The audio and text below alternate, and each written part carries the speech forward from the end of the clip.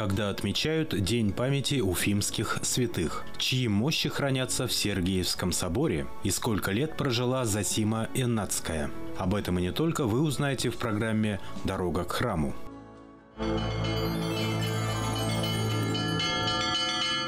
В православном календаре 3 июня – День памяти собора Уфимских святых. Собор Уфимских святых – праздник, установленный решением патриарха Московского и всея Руси Алексия II и Священного Синода Русской Православной Церкви в 2008 году. В состав собора Уфимских святых включены 12 подвижников, жизнь и служение которых самым тесным образом связаны с Башкирским краем. Большая часть из них погибла в период становления советской власти. Церковь – это такая удивительная организация, в которой все живые. Есть церковь земная, есть церковь небесная. И если мы хотим не просто стоять одинокие в храме между незнакомых икон, да, мы должны знать об этих святых, мы должны к ним обращаться, мы должны входить с ними в молитвенное общение, и тогда наша жизнь становится гораздо богаче, и мы явственно ощущаем их предстояние за нас перед Богом. Святой преподобный Моисей – один из главных святых земли Уфимской. Архимандрит Моисей почти 40 лет трудился на Божьей Ниве. Родился он в Челябинской области в 1913 году. Потом, он приехал сюда, в Уфу. Наш храм не закрывался, то есть все храмы поблизости были закрыты. А наш храм не закрывался. И здесь он был на паперти обычно. И в храм приходил молиться каждый день. И он был замечен священноначалием и был рукоположен сперва в диакона, в иеродиакона, а потом в священника. То есть он принял монашеский постриг. И все свою сознательную жизнь он отдавал служению Господу. Монах обладал дарами прозорливости, предвидения и исцеления. К преподобному Моисею обращались за помощью в тяжелые жизненные обстоятельства. Он и сейчас нам тоже помогает своей молитвой, предстательством молитвенным пред Господом, то есть по нашей вере. Если мы обращаемся, то он нам помогает, молится за нас. Отец Моисей был духовником епархии, а в последние годы жизни и настоятелем кафедрального собора города Уфы. Если мы сделаем хоть самую малую подвижечку для того, чтобы приблизиться к нашей истории, то мы поймем, насколько эта история нам начинает помогать. И вот поэтому очень хорошо, когда мы приобретаем себе верных друзей, помощников, духовных руководителей среди тех святых, которые жили на нашей земле. Евграф Васильевич Еворестов родился в 1858 году в селе Кирсаново Самарской губернии в семье сельского священника. Закончил Самарскую духовную семинарию и Казанскую духовную академию со степенью кандидата богословия. В 1885 году стал помощником инспектора Уфимской духовной семинарии. Через 2 года его рукополагают в сан диакона, а буквально на следующий день в сан иерея. С 1900 года он служит настоятелем в сане кафедрального протоиерея в Уфимском Воскресенском кафедральном соборе. Вообще удивительно, сколько много успевал делать отец Евграф Еворестов. Соборный протоиерей, преподаватель Уфимской духовной семинарии, один из лучших преподавателей. Вообще у него была такая черта. У него были десятки самых разнообразных обязанностей общественных, за которых не платят, и все он делал хорошо. И люди говорили, что под его руководством было работать очень хорошо и спокойно. А дома у него была многодетная семья. И говорили, что в их доме всегда звучал детский смех и музыка. Когда они пели народные песни, романсы, собравшись все дома, люди останавливались на улице перед их раскрытыми окнами и заслушивались. И вот, когда в город вошли большевики, все вспомнили. И то, как помогали белым госпиталям и он и матушка. И то, что его дети частью ушли с армии Колчака. И то, что он действительно был очень уважаем в городе. На допросах его таскали за бороду, избивали. А в камере уголовники говорили, что они видят от головы его сияние. Когда его повезли на расстрел, в открытой машине, в грузовике, в одном нижнем белье, босого зимой, через весь город, это должно было устрашить верующих. Но, наверное, сам его вид уже седого старца, идущего вот последним таким скорбным путем, несущегося, действовал на людей так, что его пример оставался в памяти. Зосима Яннацкая, в миру Евдокия Яковлевна Суханова, выросла в глубоко верующей семье. По принуждению отца вышла замуж. Впоследствии муж погиб на русско-турецкой войне, а сын на охоте. После смерти близких Евдокия Яковлевна пришла в Покрово-Эннатский монастырь, приняв постриг в мантию с именем Евникия. В 1919 году матушка приняла великую схиму с именем Зосима. Хлеб пекла, на скотном дворе работала, но все равно находила время и источник, который находится отсюда в 4 километрах за Новомихайловкой, за деревней. Она там уединялась и молилась. Это наши святыни, которые мы и гордимся, и ею же прославляемся. Святые мощи преподобной Зосимы находятся в Покровском мужском монастыре в селе Дедово Федоровского района. Они являются одними из самых почитаемых святынь в Башкирии и Оренбургской области. По просьбе верующих рака с мощами святой кочует по храмам нашей и соседних епархий. У преподобной святой просят здоровья и благополучия.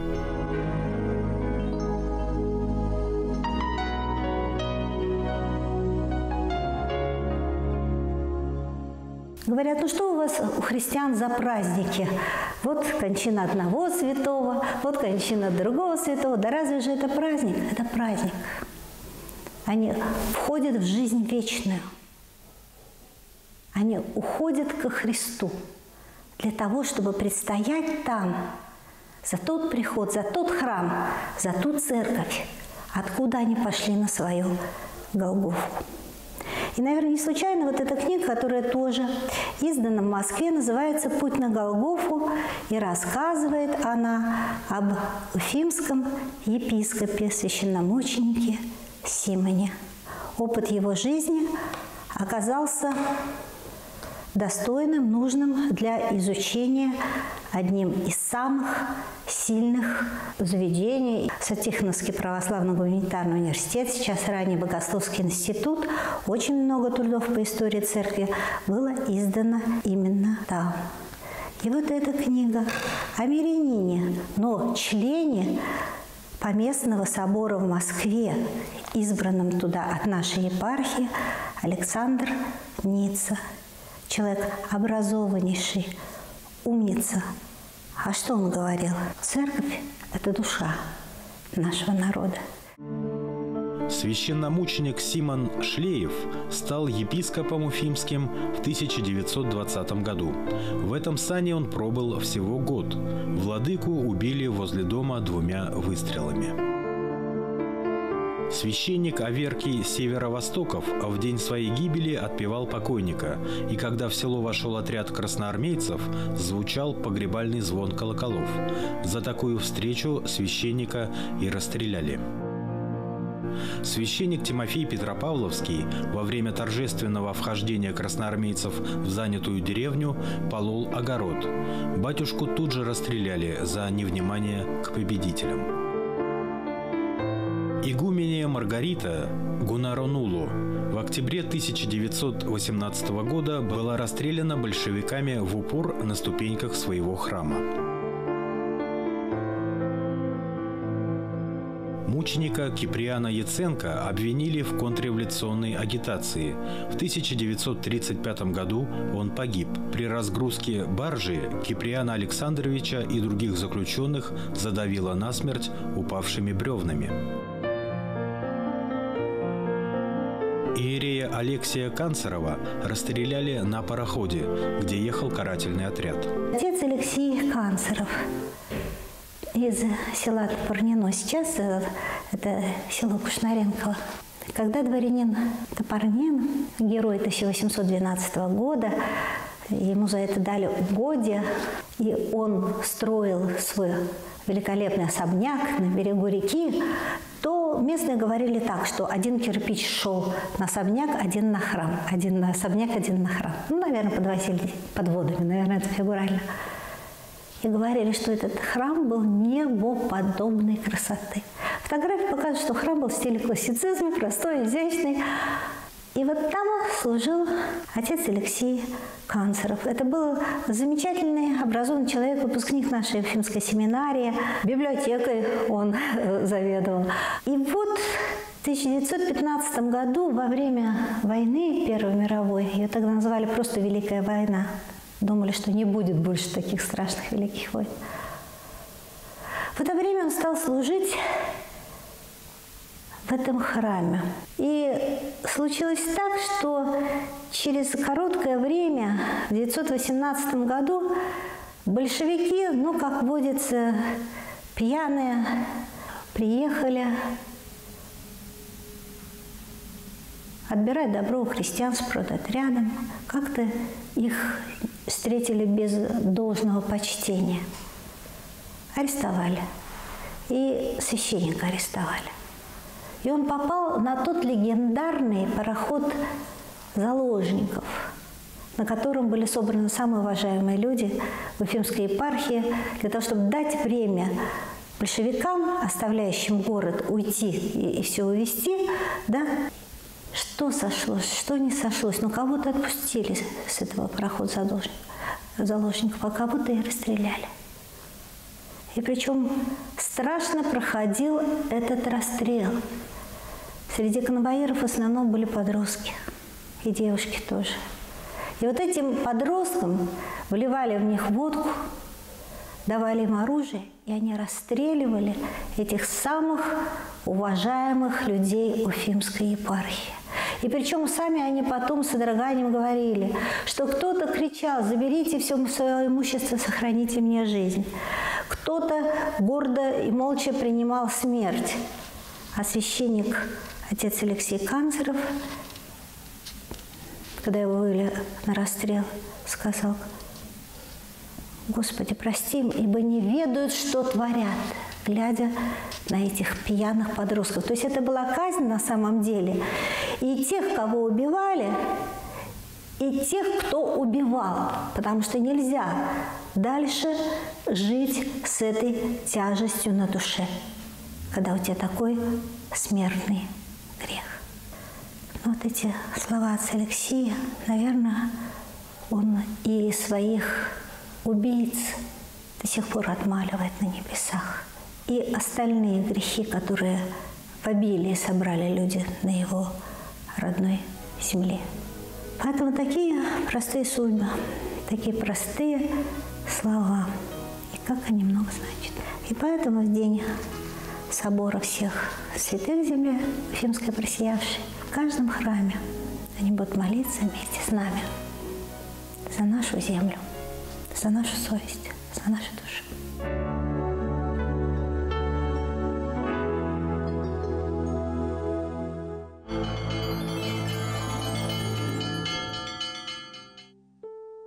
По благословению митрополита Уфимского и Стерлитамакского Никона с 30 мая по 5 июня на ВДНХ «Экспо» по адресу город Уфа, улица Менделеева, 158, проводится православная выставка-ярмарка «Табынская». Открытие выставки началось с молебна перед началом доброго дела.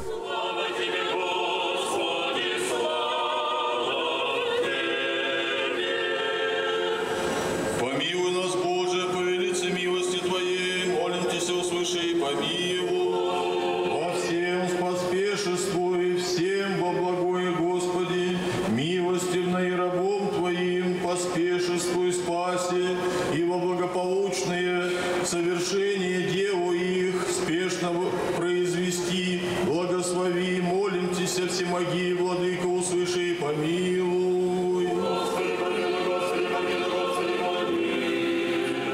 Мы сегодня совершили молебен на начало доброго дела. И хочется, чтобы именно, как обычно говорит наш владыка, чтобы именно вот это доброе дело, любое дело, которое мы называем добрым, чтобы оно послужило в первую очередь во благо наших ближних, во благо людей, которые надеются, чтобы именно вот этот проект, вот это мероприятие, что принесет им какую-то духовную радость, принесет какое-то утешение, может быть, какую-то надежду и, может быть, даже изменит как-то ход событий жизненных. В выставке участвуют представители Сирии, Греции, Грузии, Осетии, Израиля, Украины, Узбекистана и многих храмов и монастырей России. Для посетителей ярмарки представлен широкий ассортимент духовной литературы, церковная утварь, русские иконы и ювелирные изделия. Святыни выставки – икона Божией Матери Табынская и ковчег с частицей мощей Серафима Саровского. Богатая палитра творческих мероприятий позволит погрузиться в атмосферу православной культуры от старины до наших дней.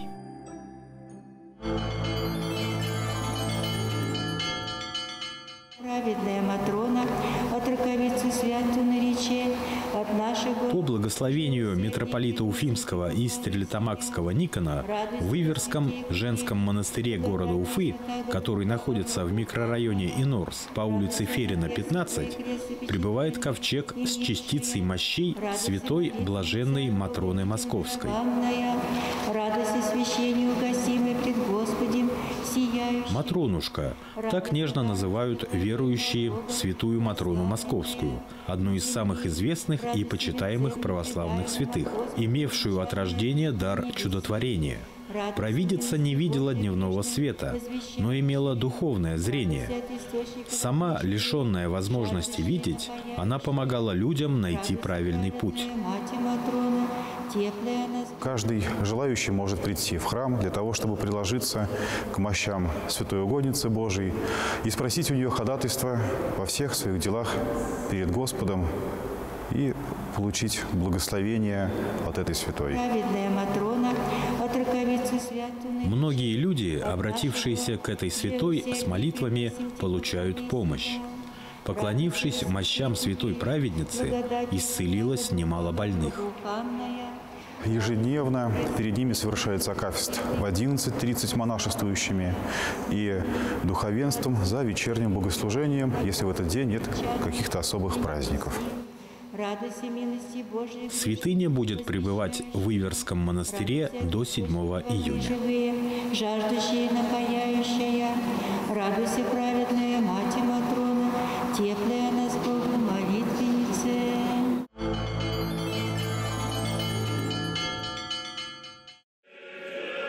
На 40-й день по Пасхе празднуется Вознесение Господне.